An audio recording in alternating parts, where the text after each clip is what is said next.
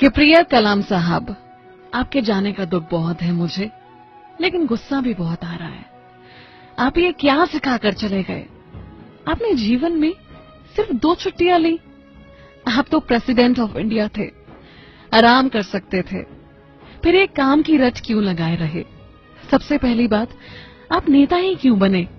क्या कोई नेता पढ़ा लिखा होता है? अगर आप प्रेसिडेंट ही बने तो ये रूल क्यों नहीं बना दिया कि आपसे कोई अंगूठा छाप नेता नहीं बन सकेगा? जिस दिन नेता संसद में लड़ेंगे उनकी सैलरी काटी जाएगी और लेट आने वाले अफसरों की क्लास लगेगी। मुझे आपसे नाराजगी इस बात को लेकर भी है कि आपने देश को मिसाइल ही क्यों दी? न हमारे पास आधुनिक हथियार होते और न ही पड़ोसी देश हमसे जलते। आप एक बैग लेकर राष्ट्रपति भवन में पहुंचे थे और कार्यकाल खत्म होने के बाद एक बैग लेकर निकल गए, जबकि आपसे बाद वाले ट्रकों में सामान भरकर निकले थे। एमपी में तो चपरासी के घर से करोड़ों रुपए निकल रहे हैं और आप सिर्फ एक बैग लेकर निकले। ये क्या सिखा गए आप आने वाली पीढ़ी को? सादगी और शालीनता से किसका पेट भरा है साहब?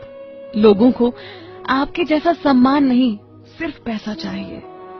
एक और बात जो आपकी मुझे बहुत गलत लगती थी कि आपने कभी प्रेसिडेंट जैसा रौब नहीं जमाया। यहाँ पार्षद बनते ही नेता ऐसे मदमस्त हाथी की तरह चलता है कि उसे आसपास वाले दिखाई नहीं देते, लेकिन आपके लिए कोई ऊंची कुर्सी ही लगा दे तो आप नाराज हो जाते थे। छोटे बड़े का भेद तो आपको समझना चाहिए था ना। अब बात करते हैं आपकी कमाई की। जितना मुझे पता है, देश के राष्ट्रपति को लाख रुपए से ज्यादा की सैलरी हर महीने मिलती है और सुविधाएं अलग से। सरकार पैसे देती है खुद पर खर्च करने के लिए, ऐशो आराम और मौज मस्ती के लिए, लेकिन आपने सारी सैलरी एनजीओ को दान दे दी।